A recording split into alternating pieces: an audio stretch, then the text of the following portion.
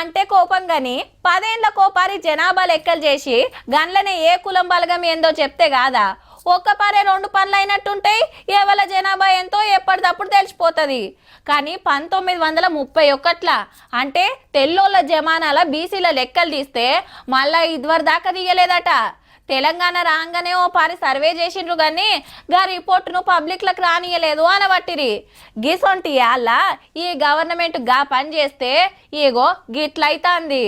BC Balagam మీద నిన్న అసెంబ్లీలలో అయితే ఇలా పార్టీ ఆఫీసులల్లా సర్వే సక్క చేయలేదు, తొండి లెక్కలు కావాలనే తక్కువ చూపించిరని ప్రతిపక్షాలు లేలే కరెక్ట్ గా చేసినాము, డౌట్ ఏం అవసరం లేదని సర్కార్ పార్టీ.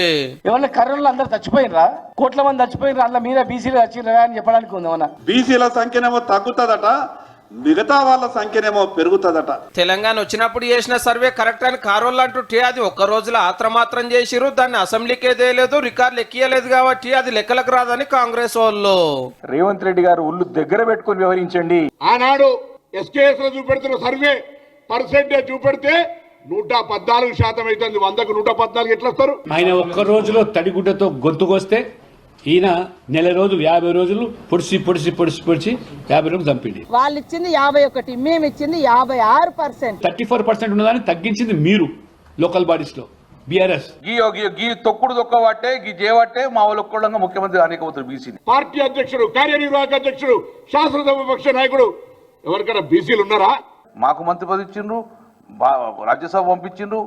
మా పార్టీ బీసీకి ఉన్నది కాబట్టి ఇలా మా ముఖ్యమంత్రి వేరే అయితే మా పిసిసి అధ్యక్షుడు వేరు. ఇది ప్రజాస్వామ్యం, Congress party balance, social balance. పల్లకి ఎక్కారంటే ముఖ్యమంత్రి పొజిషన్ కాదు కదా. సర్వే రిపోర్టును కొన్ని బీసీ సంఘాలు చింపేసిన ముచ్చట మంత్రుల కాడ ఎల్లబెడితే ఇక్కడ ఏదైనా తేడా ఉంటే మా దృష్టికి తేండి, సరిపోకపోతే మీరు అప్పుడు ఉద్యమించండి. కానీ ఏం లేకుండా నటిగిన కాగితాలు చింపేస్తే ఇది ట్రాప్ లో పడ్డట్టు ఫీల్ అవుతా ఉన్నాం. ఒకవేళ ఏదైనా పొరపాటు ఉంటే సరి చేస్తాం. రిపోర్ట్ ను గాలబెట్టిన ఎమ్మెల్సీ తీన్మార్ మల్లన్నకు నోటీసులు పంపిరాట, గట్లెందుకు చేసినావో చెప్పాలి నానే. దుర్మార్గమైనటువంటి ఈ దొంగ సర్వేకు నిరసనగా ఈ పేపర్లను తగలబెడతా ఉన్నా. ఇక మా పార్టీ కాదా ఆయన మాట్లాడి డిసైడ్ చేసుకోవాలి. ఇప్పుడు నా బాధ ఎంపీటీసీ జెడ్పీటీసీ ఎలక్షన్ లో 142 టికెట్లు పక్కా బీసీలకే ఇయ్యాలని కాంగ్రెస్ డిసైడ్ చేసి దమ్ముంటే మీరుగానే ఇయ్యాలని సవాల్ చేసిరు కడమ పార్టీలకు. మేమిస్తే చచ్చుకుంటా, వాళ్ళు కూడా అంత పర్సంటేజ్ బీసీలకు ఇవ్వాల్సి వస్తుంది అనేటువంటి ఒక భయంతో ఇవి బీసీ లెక్కల మీద ఇయ్యాల్టి ముఖ్యమైన ముచ్చట్లు. ఈ ప్రక్రియ సంబంధించి కూడా కొద్ది రోజుల్లో మీడియా మిత్రులందరూ కూడా ఒక డీటెయిల్డ్ ప్రెజెంటేషన్ కూడా ఇవ్వాలని